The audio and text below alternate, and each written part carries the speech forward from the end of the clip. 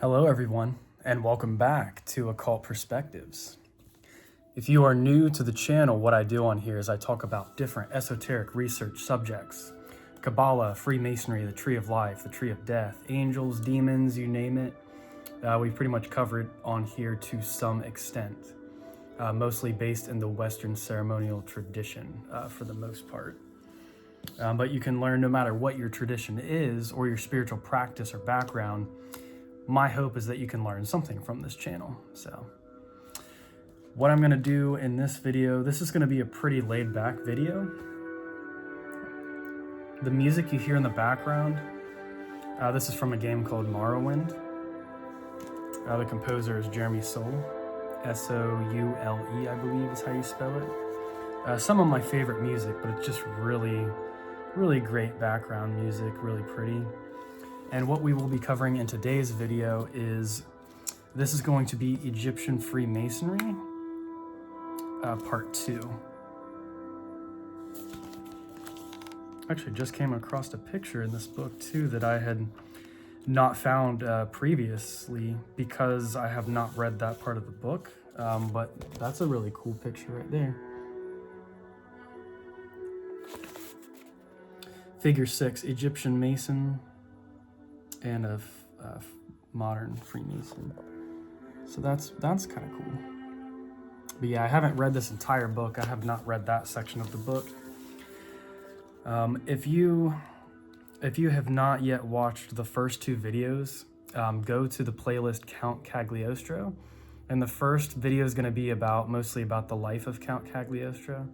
The second video is the Egyptian Freemasonry part 1, which is, that's where I cover part 1 of Cagliostro's Egyptian branch of Freemasonry.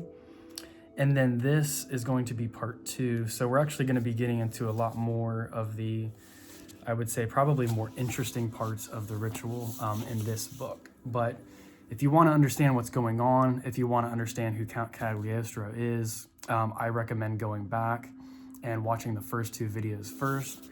That way you just understand, in context a lot more what's going on in this video. Because I'm literally going to start off straight from where I left off in the last video, which is if you have this version of the book, or I don't know if it would be the same on a PDF if you happen to have a PDF of it. Page 218, it's halfway down. And I'm just going to be going through these pages and seeing if there's anything of interest to read, which I know there's definitely plenty of stuff that's interesting in all of this. I'm going to kind of have to skip around a little bit, and we'll skip some sections and I'll read through some sections. So I did not take notes on this part, so I'm going to have to do maybe a little bit of reading here and there. So if I'm staring at the book, that's because I'm trying to see if there's something that I want to, add to this video through reading it. So leaving right where we left off, question, because this is a question answer section. I believe with the candidate themselves and I don't know if it would be the master of the lodge in these Egyptian rites. I would assume so, or whoever their, direct teacher is, whoever's going over it with the candidate. Show me, I beseech you, the means of creating these implements. ? In order to make each instrument, it is necessary to await the day and the hour determined by the influence of the regulatory planet. It is further necessary that after the implement comes out of the fire, it must be plunged into the blood of the appropriate animal, taking care to ensure that each hour demands a different animal. Remember also that the days and the nights, according to our philosophy, are entirely distinct from those of the profane. For we divide each day and each night into 12 equal parts, being ordered by the rising and the setting of the sun in whichever season it may be. So here already in this answer to that original question that we just posed, it's quite interesting because within this order, it seems that for some of their planetary magic that they do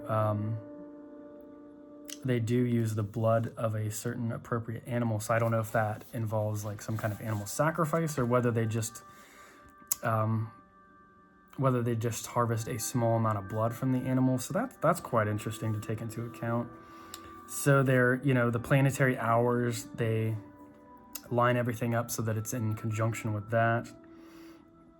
After the implement goes into the fire, when they're being made or consecrated, it is plunged into the blood of the appropriate animal, taking care to ensure that each hour demands a different animal. Very interesting. So it depends on the hour of the consecration. Let's continue. Our first hour commences with the appearance of the sun and those of the night after its setting. The minutes vary in the same way. You see that according to this calculation, the hours of our days are much longer in the summer than in the winter, and that they are composed for this reason of more or fewer minutes. Very interesting. Remember, too, that the first hour of the day is governed and directed by the sun, the second by the moon, the third by Mars, the fourth by Jupiter, the fifth by Venus, sixth Mercury, and seventh Saturn, eighth by the sun, and so forth for the others. So it just goes in a cycle again.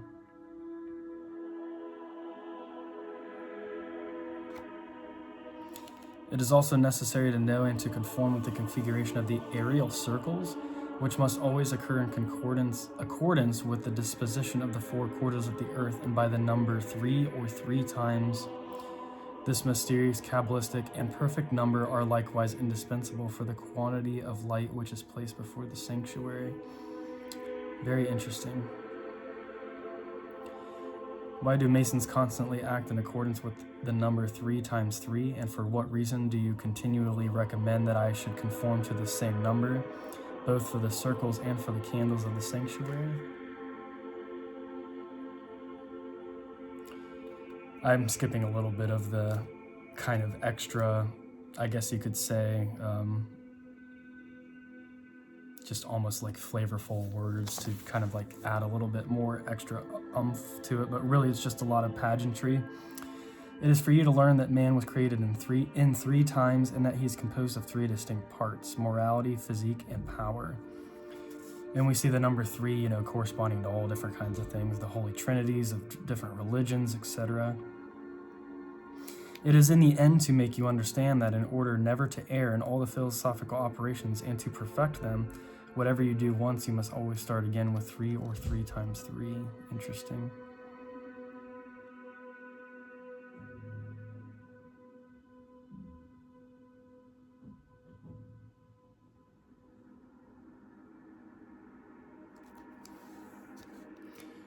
I'm going to skip around a little bit. By what sign shall I recognize a master in the primitive arts? By the simplicity, by the reality of his actions, and by his patience.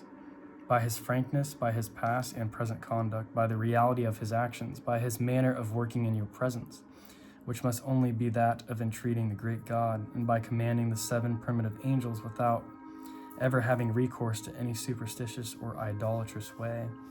By his patience, because although a man may be entirely devoted to the divinity, he shall never attain all that he wished to know and learn except with patience.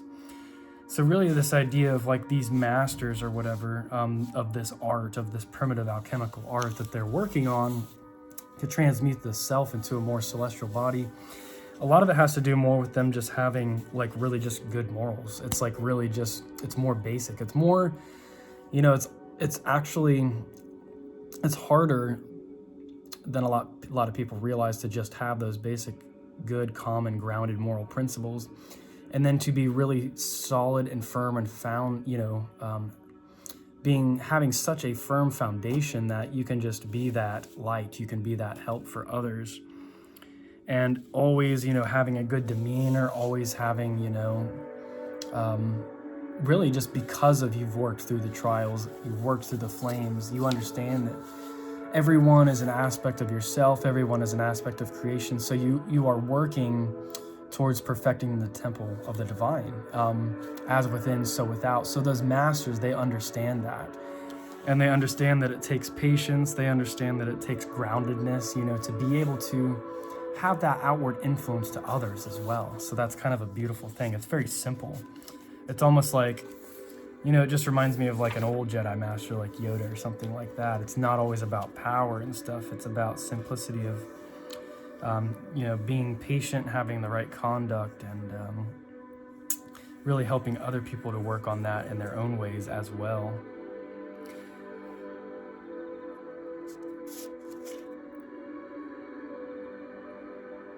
Know that any man elected by God has the power to grant you the power which the true Cabal obtains. Interesting. When he has explained to you and confided in you the pentagon which he formed on the paper of art. Interesting. What is the paper of art? It is that which the elect use for all their inventions, operations, etc. There are 3 kinds of paper which philosophers call virgin paper. One is the skin of an unborn lamb after it has been purified by the complete ceremonies with the silken cloth on the day and at the hour of the sun. The second is the membrane or afterbirth of a male child born of a Jewish woman. Interesting. Likewise purified with the silken cloth and the complete ceremonies. The last is ordinary paper, but blessed in accordance with the intentions of the master, always on the day and at the hour of the sun, holding the Masonic attributes in his right hand. Having obtained from this elect of God the marvelous pentagon, it is necessary to carry out everything prescribed by the drawing rite, R-I-T-E, and finish with the obligation which you must make to God in the presence of your worshipful master. Very interesting. Shall I be able to make this commitment with a clear conscience?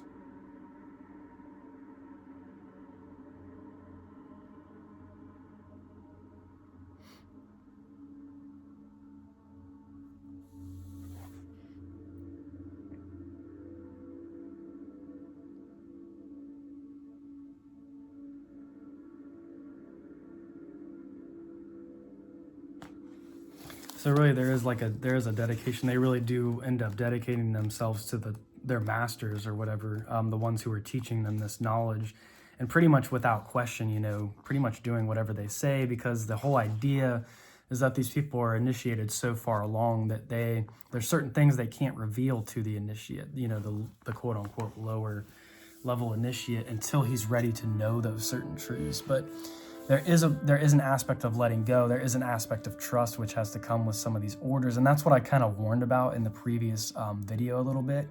You have to ask at the end of the day, what energies are you actually working with? What extraterrestrial, hive mind intelligences or social memory complexes are these kinds of groups and these kind of rituals? What energies are they aligning with? So those are things you're going to want to take into consideration, before, dedicating yourself to something to that level. You want to get a good idea of what the energetic resonance is in a group like that.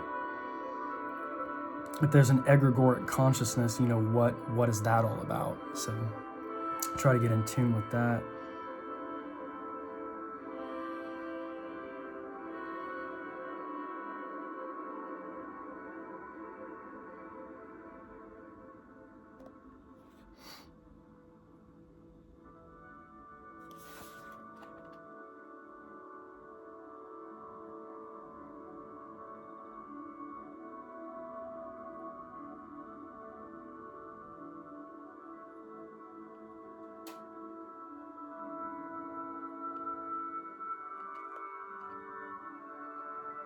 This part's kind of interesting a little bit.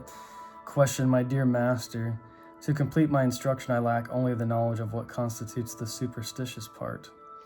My child, any man who has only bad principles and who, blinding himself to the choice of means, does not put a brake on his greed, shall rush headlong into the abyss. He shall sink into vice and end up lowering himself to the point of signing in his own blood a criminal contract, which he will make with inferior spirits or intermediaries, and which will destroy him forever. Very interesting. So yeah, there's this whole idea that it's not so much that the dark forces are evil or, wrong or whatever, especially like demonic energies and stuff, but what'll happen is there's a lot of initiates who will get caught up in, with those types of energies, not realizing what they're getting themselves into. And they're not grounded and firm in their own energies, and there's all these energetic doorways that just are open within those types of individuals for those demonic energies to really kind of distort. And instead of using it for their own personal power, what the person will do is they'll use it to gain power over others. So that's where greed and all of these sort of things come in. So it no longer becomes about a quest for self. it becomes more a quest for, you know, controlling or dominating others, and that's eventually what will lead one down like a really dark path, you know. If you just forego all of the things that, you know, you promised that you would do, you know, trying to work on yourself and be the best that you can be, if you just plunge yourself totally into that chaotic darkness, and those dark forces can definitely take over, because you're not grounded. You don't have that solid foundation that would be needed to basically control those forces and use them to your advantage.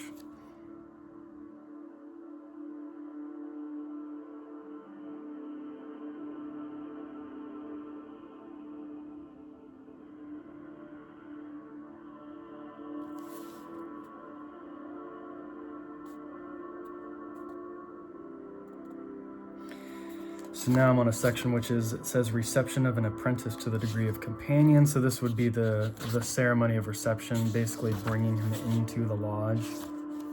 In the apprentice degree, lodge shall be decorated with a tapestry of white and sky blue and gold. Above the throne shall be the flaming star with 7 points. In the star shall be inscribed the name of God, and in the 7 points, if this is possible, shall be seen those of the 7 angels.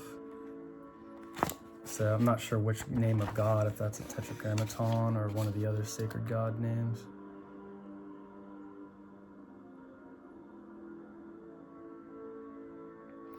And then it's talking about other different symbols and stuff that are like placed in the lodge.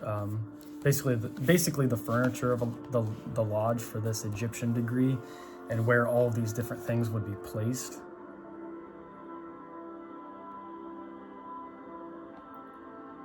This is an interesting little piece right here. In the lower part of the tracing board shall be painted a mason struggling against Mercury. Mercury is usually associated with like intellectualism and Hod on the tree of life. But Mercury here is plunging a dagger into his heart. Weird. This board shall be illuminated by 12 candles arranged 3 by 3 along the 4 sides. So the energy of Mercury plunging a dagger into the candidate's heart. Very interesting on the tracing board. I'm sure they'll explain that somewhere within here. So there's more, you know, just basically specifics of how to set things up. The worshipful master shall have his right hand armed with the sword, which has a gold handle and a silver blade. The 7 planets shall be engraved on the 2 sides of the moon. Because, okay, on the tracing board, to the left, there's also vertically a dagger, the sun, and the moon, so that's what it means. The 7 planets shall be engraved on the 2 sides of the moon. It shall also be decorated with the flame-colored ribbon edged in white, and a plaque in the form of a rose bearing all around this inscription, Primal Matter, and the motto, I believe in the rose. So this is very alchemical, and much like the Rosicrucian kind of idea in there. So then it gets into the actual reception of the candidate. So that's the preparation of the lodge itself. The candidate, having completed his 3 years of apprenticeship, shall be presented to the worshipful master bearing the necessary certificates. He's sent to the chamber of reflection, which is like a prerequisite thing where he kind of meditates and reflects on like what is the nature of the ceremony going to hold, and, you know, his reflection to God and death, kind of reflecting on those ideas. Shall assist him to acquire the true knowledge of God, of himself, and of the intermediaries between God and man. The orator helps him and shall assist him to acquire the knowledge of those things. Then enters the temple, delivers his report, and ensures that it is acceptable to the master and the rest of the worshipful master, and then the rest of the masters. So for those of you who don't know, the worshipful master is the actual presiding officer of a lodge. And then the masters are just means 3rd degree. So you've reached that 3rd degree level, essentially.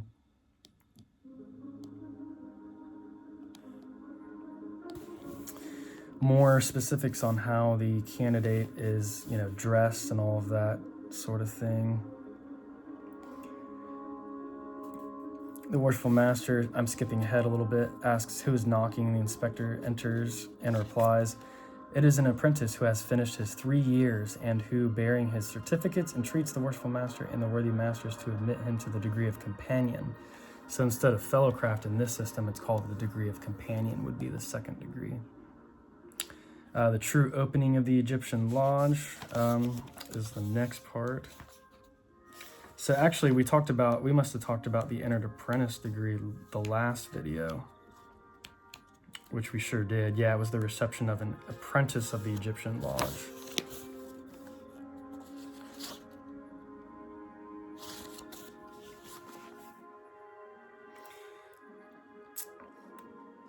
So the opening, the worshipful master having taken his seat, the greatest silence must be observed. It is forbidden even to blow one's nose, and all the more to speak.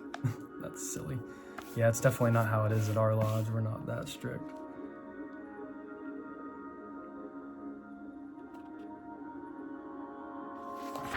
Alright, so the openings aren't super interesting.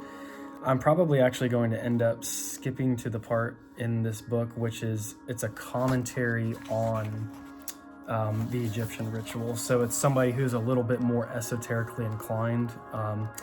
Basically, explaining the symbolism that takes place in the degree. But let's continue just reading different sections.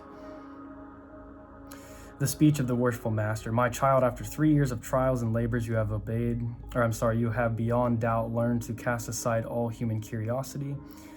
I think and I believe with certainty that it is not this profane motive which brings you to us, and that the appearance of zeal does not hide in you the sole desire to know the nature and the sources of the power confided in us." So yeah, once again, it's this whole idea of not being too curious, and that's where I would have a problem. I want to know the deepest mysteries. And yeah, it's a lot of waiting around, and it's a lot of putting trust in these quote unquote masters of this order or this group. So it's interesting to see. It takes a certain kind of person to really, be in something like this. "Without doubt," here's the next paragraph, "you have been on your guard. You have raised yourself to the divinity. You have acquired the knowledge of your own self, of its moral part and its physical portion, and you have sought to know the intermediaries which the great God has placed between himself and yourself. Your response? ?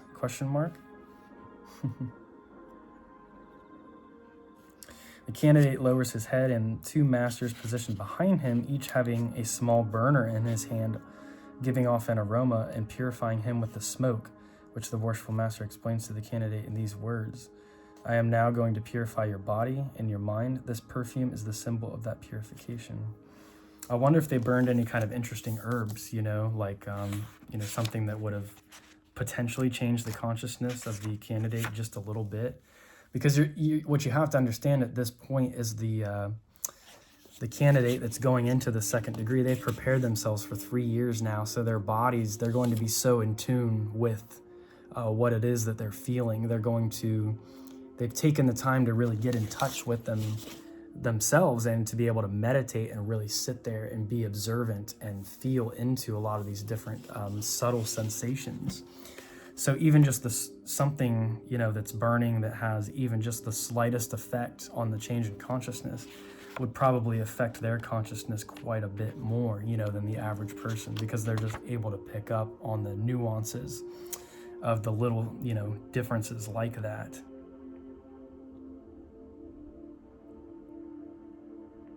Then the obligation takes place.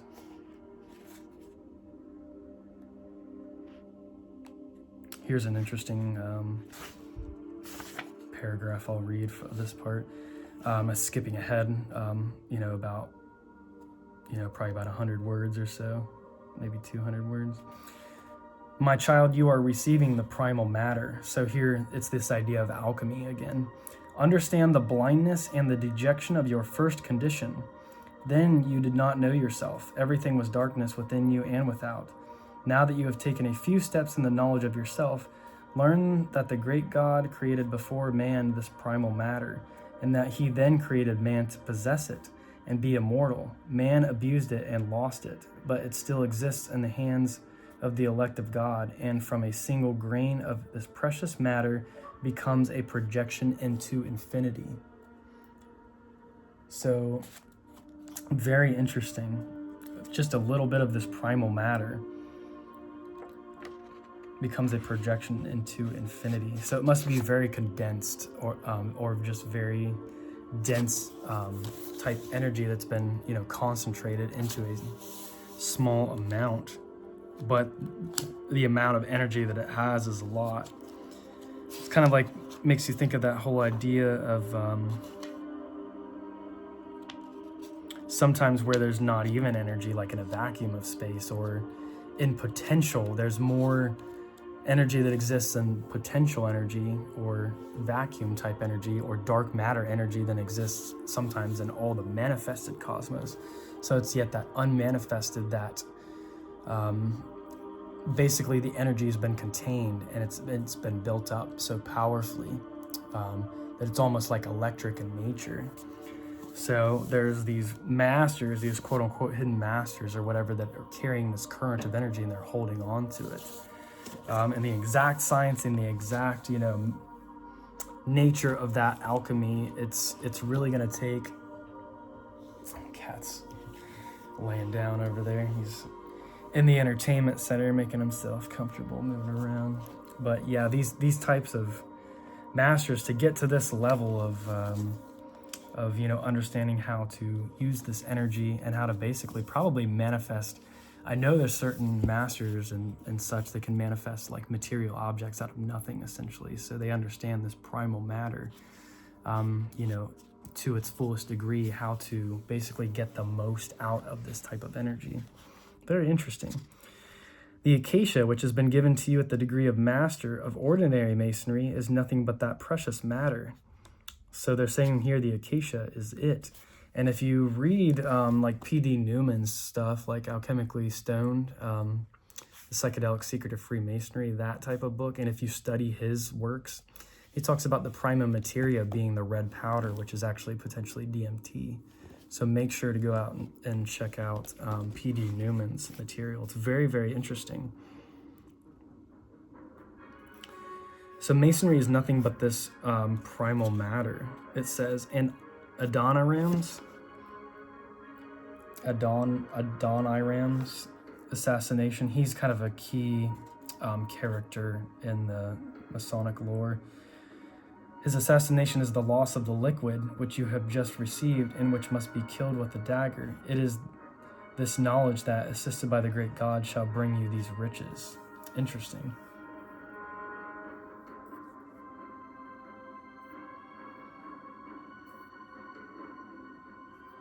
And then he learns, of course, the words, signs, and grips of this particular degree. And it tells you all of that in here, of this Egyptian Freemasonry. The worshipful master exhales and blows strongly on him 3 times. As he teaches this last sign to the candidate, the worshipful master shall exhale and blow strongly on him 3 times, saying to him, and I, with my breath, make you a new man, totally different from what you have been until this day, and such as you must be eventually. Interesting. So it's a transference of energy. It's a transference of a new form of consciousness, of awareness. The breath of life, they're using that whole idea there.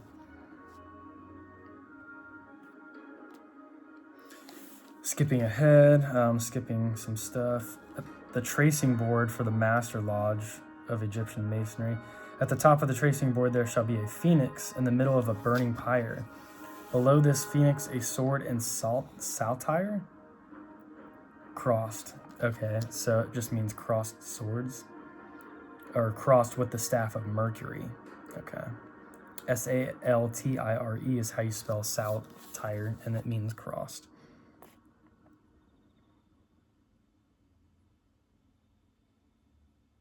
Below this sword and the staff shall be the figure of time in the form of an old man, big and strong, having 2 large wings. And then there's more symbolism on that tracing board as well.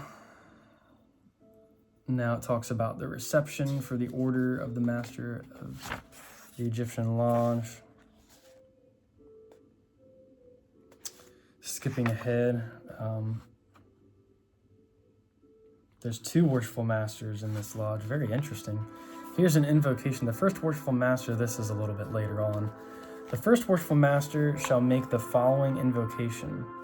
O great God, supreme being and sovereign, we beseech thee from the depths of our hearts, by virtue of the power which it hath pleased thee to grant to the Grand Qliphoth, our master, to permit us to make use and to enjoy our share of the grace which the Grand Qliphoth hath given us, by invoking the 7 angels who surround thy throne, to make them operate and work in unfailing compliance with thy commands, or without damaging our innocence.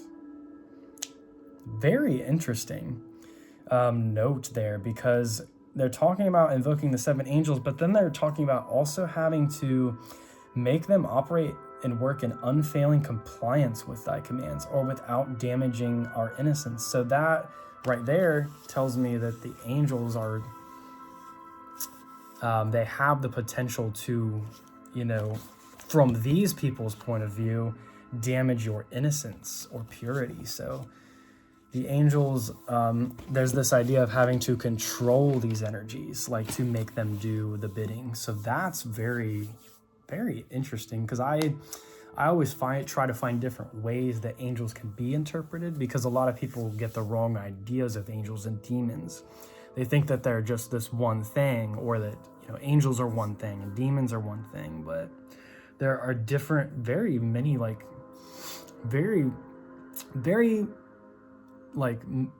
many different nuances, essentially, to these different entities and things. So I find that to be extremely interesting.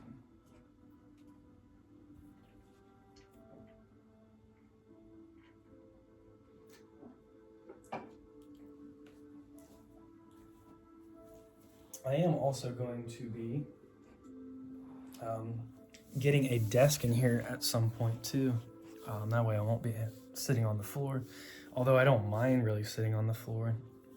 I did some meditation in here earlier, and that desk is going to go actually right where that nightstand is, right there, and move the dresser over a little bit. So that's going to be nice. I'll have some pictures hung up on the wall and stuff too. So it's gonna be looking pretty cool in here actually. So I'm excited for that.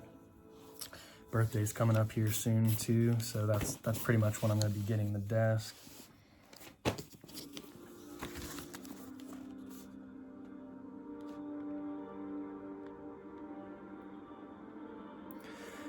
When this invocation is finished, the 2 chiefs, together with all the others, shall prostrate themselves with their face to the ground, and shall remain there in meditation until the first worshipful master strikes the floor with his right hand, which shall give the sign, at which everybody shall stand up. The 2 worshipful masters shall go to sit down on their throne. Very interesting.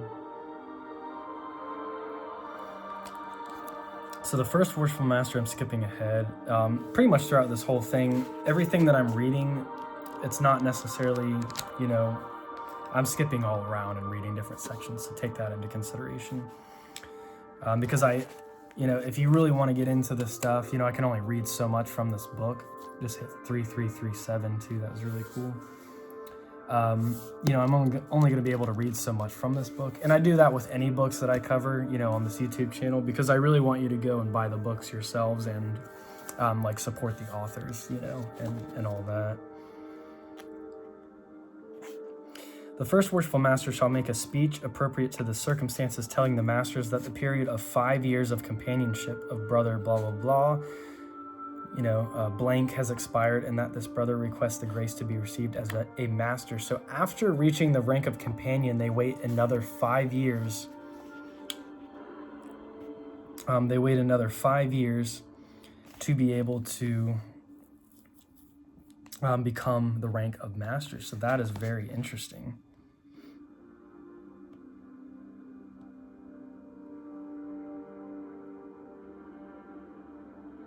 Then they have to decide if they actually want to see him through or not.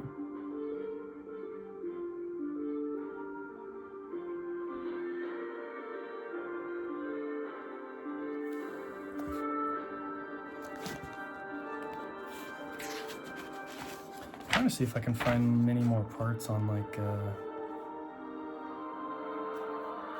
like some of the angel stuff that goes on in the degrees. Here we go. Immediately, this arrangement is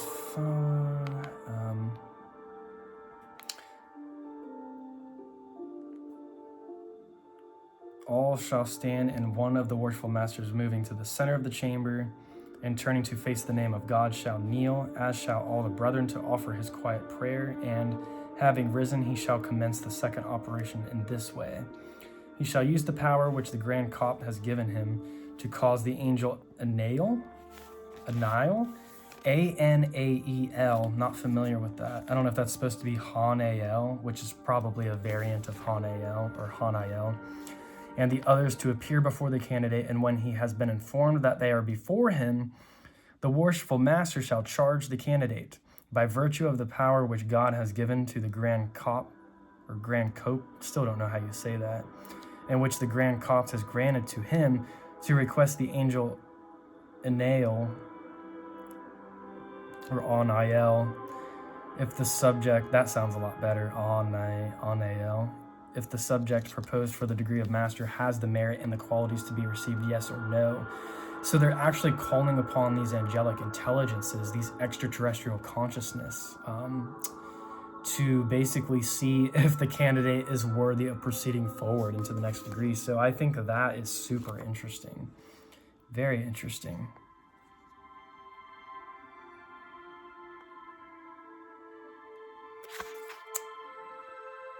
Right before that part, I'm going to go ahead and read this. The worshipful master shall then blow 3 times over the head of the candidate, places him in the hands of the Grand Inspector, who conducts him to his place, which shall be a proper all white, with a stool and a small table before it, upon which shall be placed 3 candles. The Grand Inspector, having accompanied the candidate and having locked him in his tabernacle, shall remove the key, which must be attached to a long white ribbon, and he shall present it to the worshipful master, who shall pass the ribbon round his neck, and he shall place his sword in his hand at the bottom of the steps by which the candidate shall have ascended. Immediately this arrangement is finished, after this arrangement is finished, the first or the second worshipful master shall rise and say, and then the part that I just read. So very interesting. On receiving the affirmative response from the angel to the candidate, the 12 elect incline their heads to thank the divinity for the grace which he has accorded them by showing himself to them by the presence with the candidate. Very interesting. Reception of the candidate. One of the worshipful masters shall leave his seat, sword in hand. He shall position himself in the center of the chamber, and with his sword he shall describe 4 circles in the air at the 4 cardinal points, commencing in the north, the south, the east, and the west.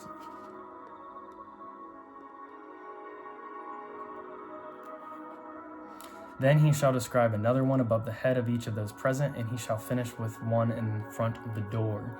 He shall then take the nail which he shall place in the center of the chamber, and to which he shall hold a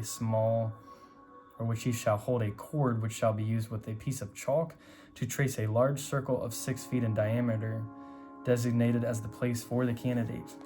In the 4 sections of the circle it shall be necessary to place burners ready with fire or burning.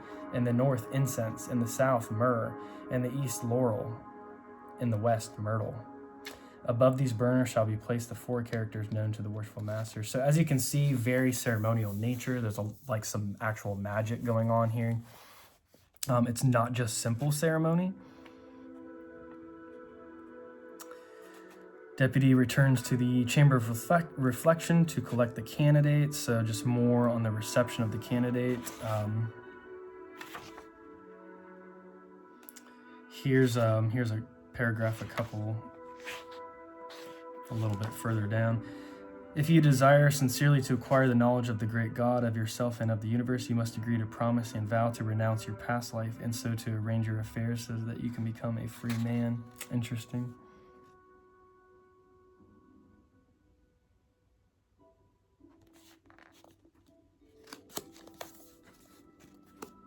There's a big cleansing thing right here with a worshipful master, it looks like. candidate prostrates himself at full length with the cord, his face to the ground. The worshipful master, accompanied by the orator, shall cast into each brazier. I don't know how you pronounce that. Brazier.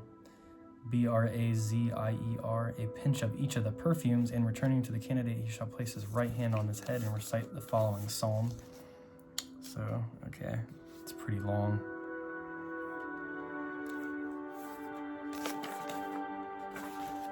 So yeah, I'm just skipping around and seeing like what is the most interesting of these parts.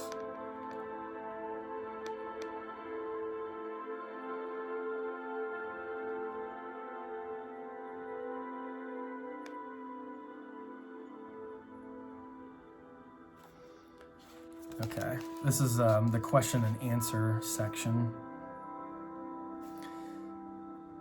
What is the use and what are the tasks of the dove? So the dove, as we talked about in the prior videos of this video series, they're actually like basically kids that had divinatory properties. They used children to have the visions and stuff, and they would exist like, I think they would be within like the tabernacle part or the Holy of Holies, and they would be the ones that kind of bring forth messages from the angels. Very interesting stuff. So the doves, let's see. What is the use and what are the tasks of the dove? So here's the answer to that. To serve as the intermediary between the angel of the Lord and the elect. To communicate to the latter the divine will, and finally to convince them of the greater power of God. So yeah, they basically act as mediums or channels for these extraterrestrial intelligences. What does the sanctuary contain? The sacred name of God placed in the middle of the flaming star.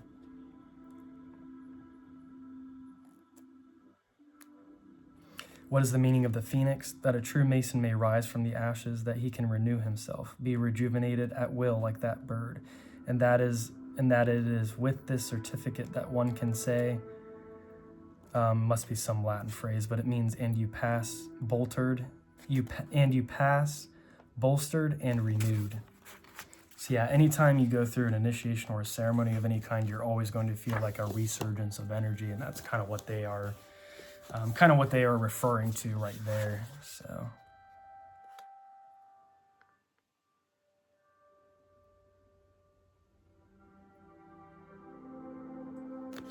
All right, so now I'm at the commentary section, and then I'm going to read as much as I can from this little section, and then that will be the end of the video. So I'm thinking of going probably about an hour long, making this video about an hour long.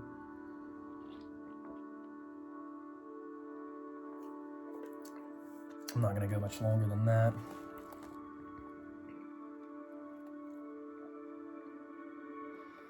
Of course, when interpreting any ritual, it's important to note that there's no one given meaning. Therefore, one person's interpretation is as valuable as another's, so long as they're a genuine initiate.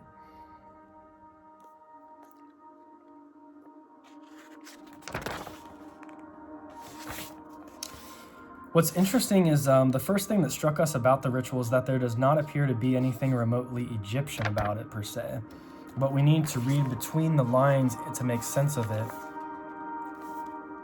Firstly, all forms of Egyptian tradition, or indeed any spiritual tradition that was not Christian, would have to be hidden in the cloak of Christian terminology. This was the only way in Cagliostro's time one could avoid persecution.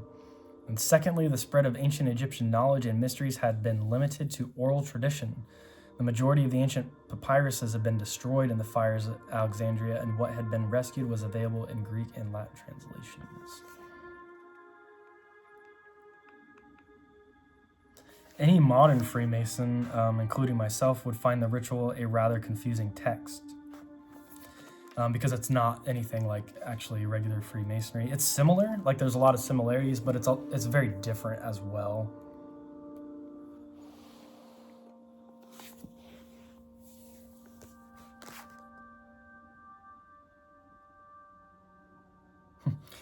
Interesting.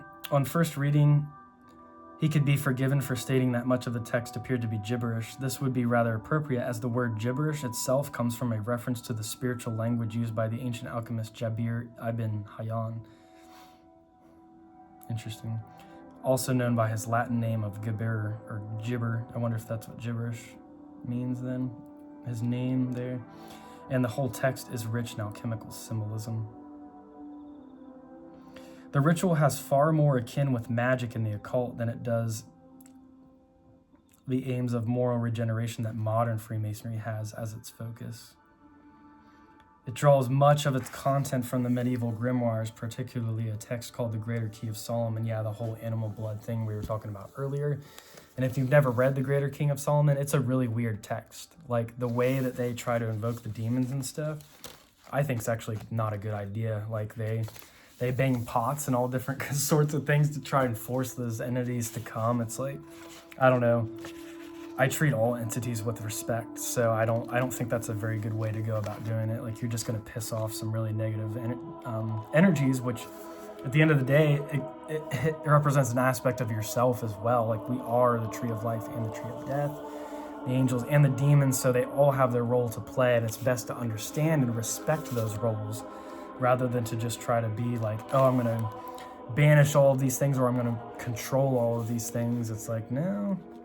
Maybe you should just be a little bit more receptive in understanding and understand, how they play it, their role plays in the grand cosmos of things. In the grand scale of the whole play.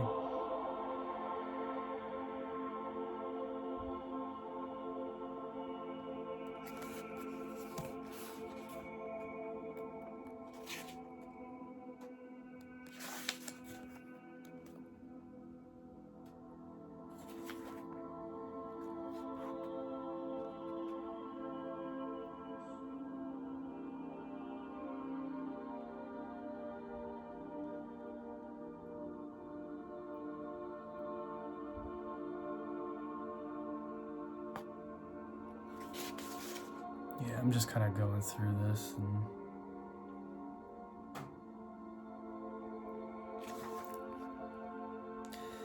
It was the Count's wish to bring each and every planetary quality or metal, as Cagliostro phrases it, into balance. This being symbolized by a marriage of two opposites, the combining of Mercury and sulfur. This again is reflected in the Divine Pymanders, where there's a creation myth describing how the mind of God falls in love with the earth or physical existence, and as a result of their union, man is created. Very interesting. That's a very, interesting way to look at it.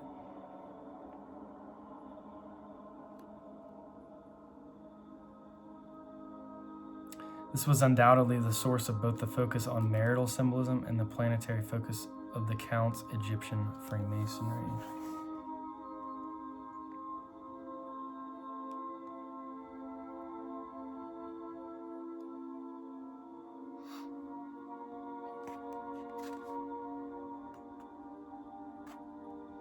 There's a section here on Luna, the moon. The angel of the moon has the power to assist in smoothing domestic problems, the growing of plants, ensuring safe journeys, and the acquisition of merchandise by water, successful embassies, conception, and is connected with messages, dreams, and cycles. I'm assuming they're talking about Archangel Gabriel there. They didn't say a name.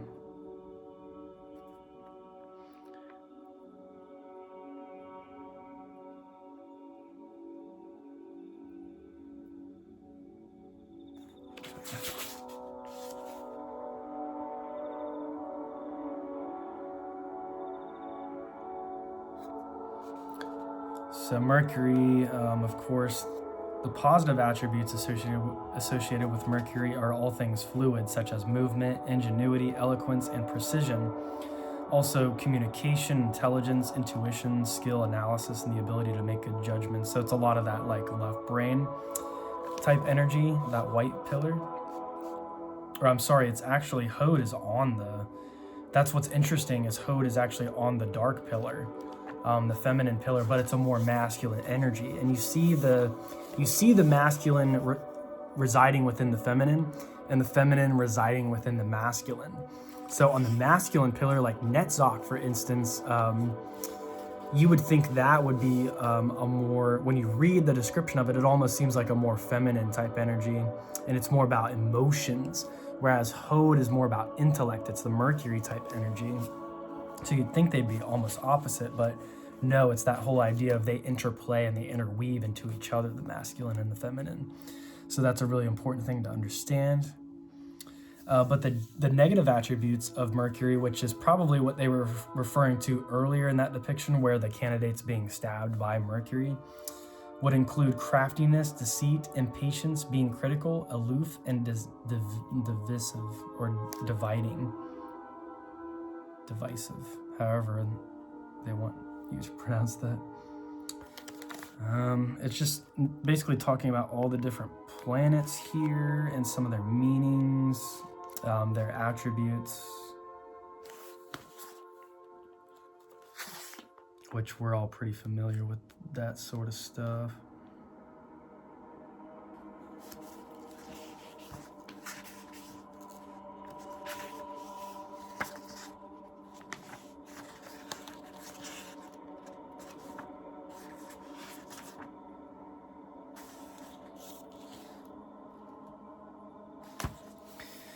Analysis of the ritual. The ritual itself is a system of angel magic, and there's very little resemblance to the regular 3 degrees in Freemasonry. So it's probably a lot more like the Ellis Cohen group, because I know that they perform angel magic.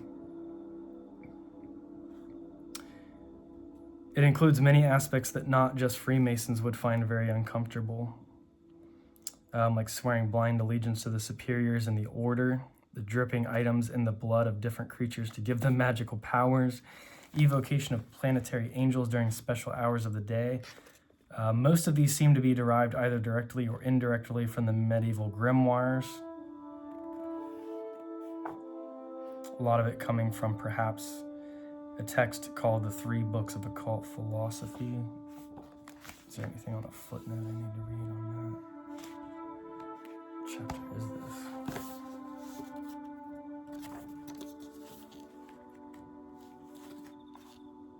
Chapter 10.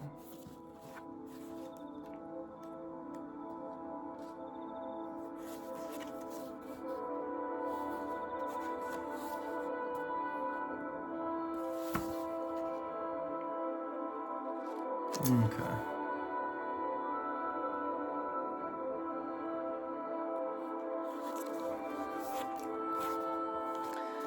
It says that they're not sure if some of that's allegorical or not, but I'm assuming they probably actually it's pretty literal, would be my guess. Especially with how far these people are going down this path of trying to really transmute the body and the consciousness and everything. The closest existing equivalent is the planetary magic now practiced by the modern occult order, the Aurum Solis. The main difference is the Aurum Solis, if I'm pronouncing that correctly, is that personal contact is made directly with the planetary angels, whereas Cagliostro used a medium in the form of a young boy or girl referred to as a dove in the ritual text. The idea being that a pure child would be able to go into a trance and receive communication directly from the divine beings. This is a very common idea in both medieval sorcery and the traditions of ancient Egypt. We shall learn more about this later. Interesting. But yeah, we were talking about that earlier, that whole idea.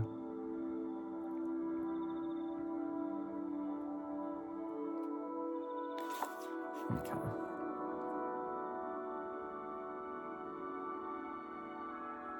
So the rituals themselves, this is an important thing to actually take into consideration, are not the most important part of his teachings. They were merely introductions into an alchemical and occult school. We know from the documents that apprentices met every 7 weeks, companions every 5 weeks, and the masters every 3 weeks. So they're basically just introductions into this occult school. We also know that apprentices trained for 3 years before becoming companions, who in turn trained for a further 2 years before becoming masters. In these meetings, the real secrets would have been taught, and one can only wonder at the inner alchemical teachings of the art taught in these lodges, for sure. Definitely would be really cool to know.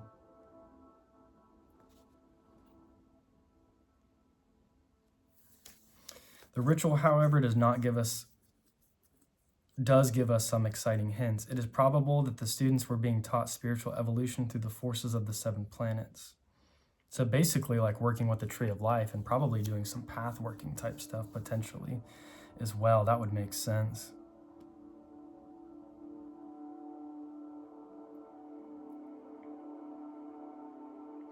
It may well be that the 7 planets represented various Egyptian deities which were not mentioned in the ritual for fear of persecution from the Catholic Church. Indeed, it's likely the whole ritual has been encoded for this very purpose.